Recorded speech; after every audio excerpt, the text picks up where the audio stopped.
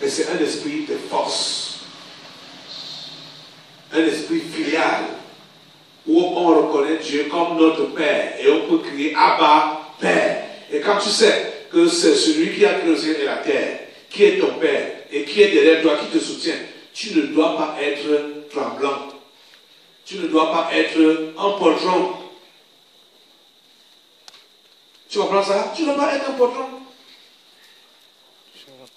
Beaucoup parmi vous là, ce n'est même pas les Amalécites de dehors qui sont leurs problèmes. C'est les Amalécites intérieurs. Ils sont en vous, enfuis en vous. Et parce que vous les cajolez, c'est pourquoi vous ne pouvez pas progresser dans votre foi. Il y a plein de personnes qui savent que pour que les choses puissent changer positivement dans ma marche chrétienne, je dois m'engager encore plus dans la prière, je dois m'engager encore plus dans le jeûne. On va dire, oh vraiment, jeûner, je veux bien, mais j'ai les ulcères. Et commence à s'apitoyer même. Le jeûne, c'est bien beau, mais je ne supporte pas. Tu veux donc croire au juste. Tu veux te perdre. Paul dit que je traite durement mon corps et je le tiens assujetti.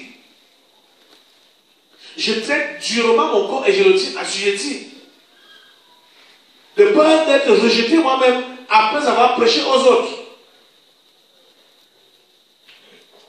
Vous savez qu'il y a des fausses doctrines qui enseignent qu'on est sauvé une fois pour toutes. Le salut pour le bon. Ça n'existe pas. Hein? Ça n'existe pas. Si c'était le cas, Paul n'allait pas dire ce qu'il a dit là. Que je tiens mon corps assujetti de peur d'être rejeté moi-même après avoir prêché aux autres. Paul savait qu'il pouvait perdre sa foi. Il pouvait perdre sa place.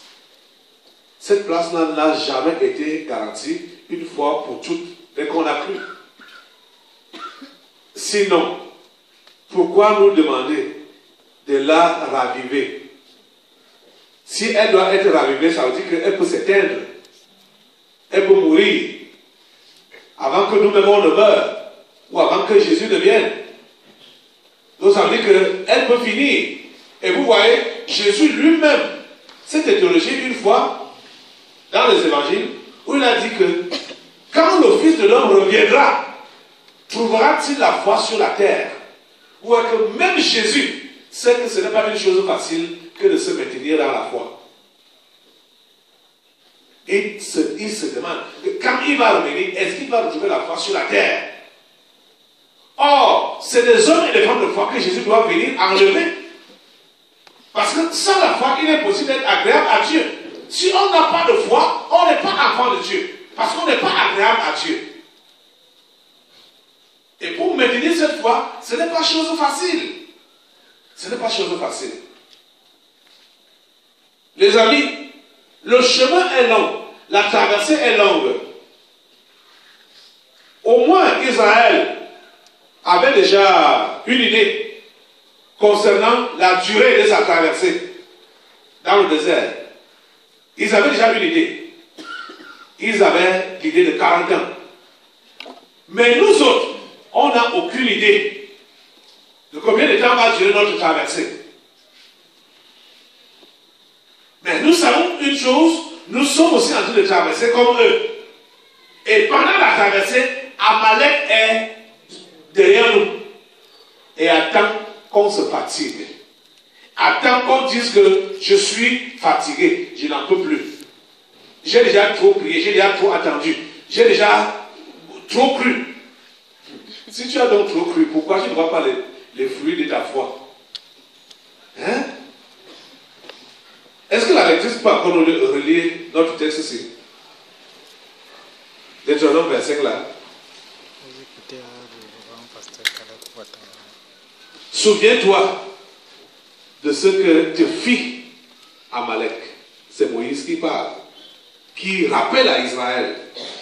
Et si ils avaient déjà fait 39 ans, ils étaient déjà à la 40e année. Parce que le livre de Deutéronome, ce rappel que Moïse est en train de faire là, c'était déjà à la fin de leur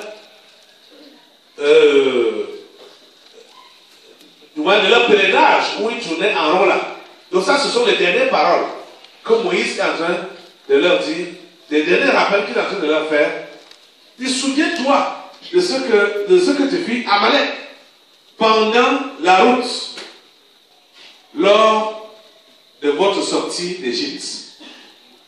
Comment il te rencontra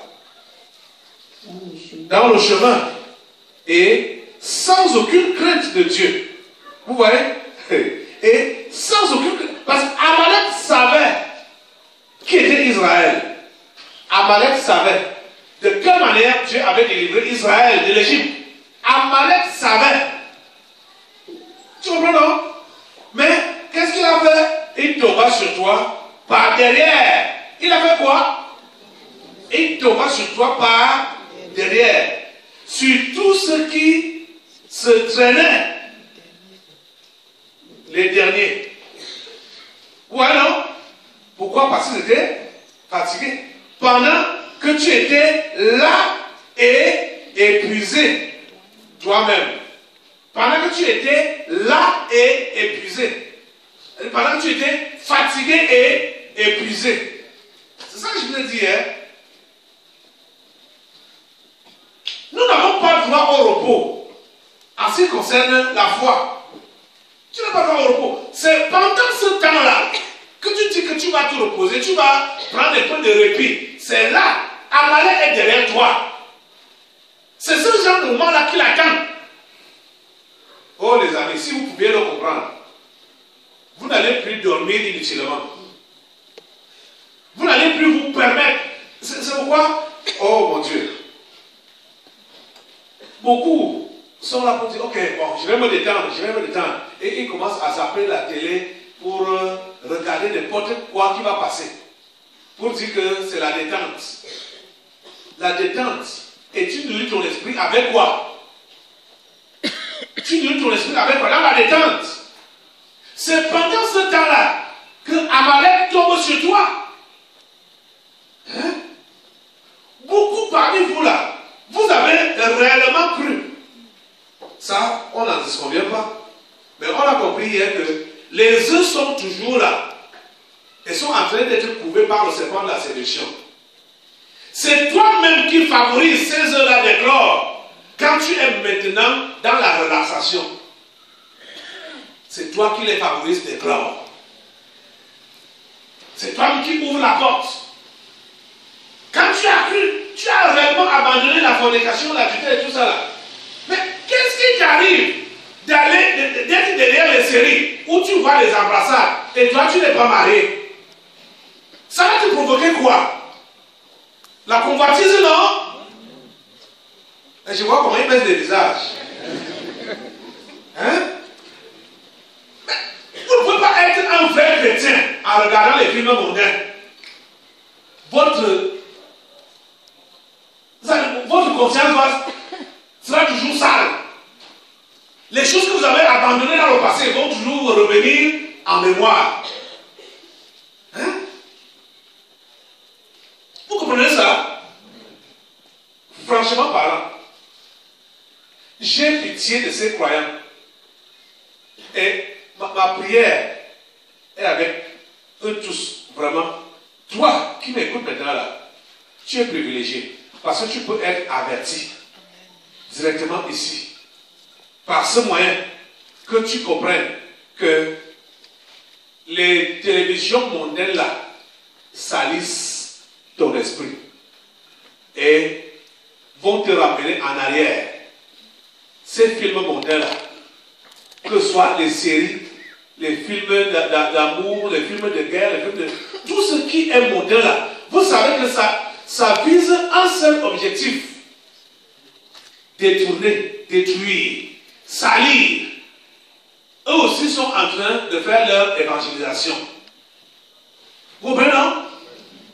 Vous êtes derrière ces choses-là, tout le temps, vous ne pouvez pas progresser. Votre esprit va seulement être derrière, hein, ce sera affecté, ce sera sale. Par ces images-là, par ces scènes-là. Je vous dis la pure vérité. Je vous dis la pure vérité. Vous voyez, je suis très étonné de voir qu'un chrétien, quelqu'un dit qu'il est chrétien, né de nouveau. Lui-même, volontairement, il part sur le net. Il va chercher les sites interdits par le Dieu d'amour. Les sites pornographiques. Un chrétien né de nouveau, tu t'enfermes pour regarder des films pornographiques et tu dis que tu vas aller au ciel. Ça a un sens? Ça a un sens? Et quand tu vas vivre, tu vis ça, tu fais ces choses-là, et après tu as les couches de nuit.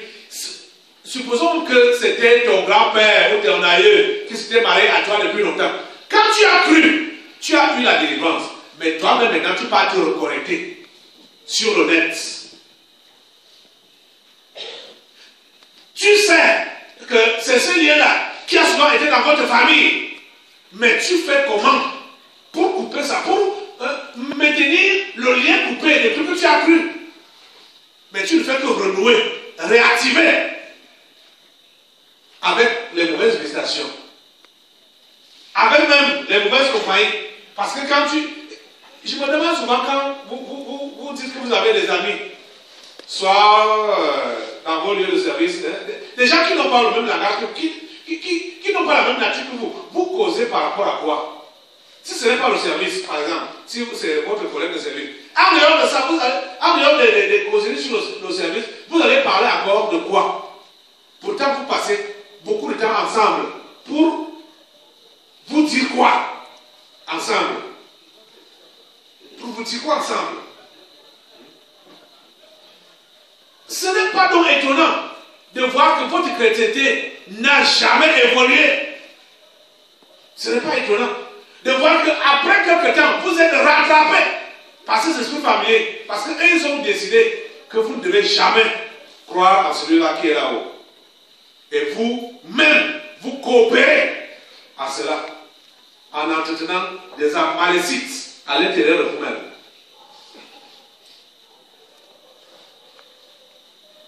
Les amis, jusqu'à quand vous allez mener dans ce combat-là?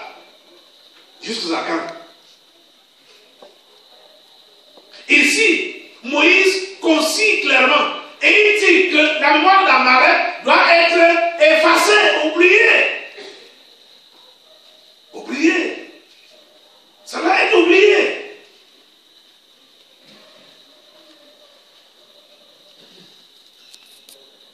Je vous ai enseigné qu'en ce qui concerne la délivrance totale, si votre repentance n'est pas sincère, authentique, chaque jour on va vous délivrer. Et les démons vont toujours revenir. La corne de vos ancêtres sera toujours attachée à votre pied ou à vos mains. Pourquoi? Parce que vous-même, vous n'êtes pas vrai avec votre décision. Vous devez le comprendre une fois pour toutes. Quand Dieu a créé tout l'univers, il a créé l'homme en dernier et a donné à l'homme la position de chef de tout l'univers. Les démons n'étaient pas... Les démons, eux, ils avaient déjà raté leur sort depuis longtemps avec Lucifer. Et la terre ne leur appartient pas. Vous comprenez, non? C'est pour dire quoi? Le démon n'a pas de force plus que toi. Que tu sois croyant ou pas, le démon n'a pas plus de force que toi. Les esprits, non, sur cette terre, je parle bien sur cette terre. La Bible dit qu'il a donné la terre aux hommes, au Fils de l'homme. Dieu a donné la terre au Fils de l'homme. Donc la terre n'est n'est pas pour les démons. Vous comprenez, non? Ceux d'entre vous qui allez toujours vous cacher derrière les démons pour dire que oh, c'est le démon, c'est l'esprit pur, c'est l'esprit malin, c'est le diable m'a tenté. Vous leur mettez souvent des choses sur le dos dont ils ne sont pas responsables. Hein. Parce que si c'était vrai que ce sont c'est à cause des démons qu'on retombe toujours dans le péché, ou qu'on est addicté à l'alcool, au sexe, au mensonge, au vol, à la fornication, à la fausseté, que c'est à cause des démons qu'on est addicté à ces choses-là, c'est que ce sont les démons seuls qui vont aller en enfer. Parce que eux, les auteurs du mal. Pourquoi tu vas aller en enfer alors que tu n'as rien fait? C'est le démon qui t'a poussé. Hein? Pourquoi tu vas aller en enfer? Si l'homme est destiné à aller en enfer parce qu'il a mal fait, ça veut dire qu'il est responsable de ses actes. Vous comprenez ça? Il est responsable. Le démon ne t'a jamais emballé. Hein? Le démon ne t'a... Oh mon Dieu. Quand tu allais dans le bar là, c'est le démon qui a acheté la bière. Hein? C'est le démon qui a acheté la Guinness là, et a mis ça, a attaché tes bras, a ouvert ta bouche, a commencé à tout faire boire la Guinness. C'est le démon qui a fait ça. Toi-même, tu poses tes actes. Tu mets ça derrière les démons. Tu mets ça derrière les esprits. Tu mets ça derrière tes grands-parents. Eux, ils sont morts. Ils n'ont même pas entendu cet évangile que tu entends aujourd'hui. Ils n'ont pas entendu ça. Hein? Mais toi, tu entends ça aujourd'hui là. Tu peux, parce que tu entends, tu prends la décision qui s'impose. Tu te déconnectes de leur héritage. Tu comprends, non?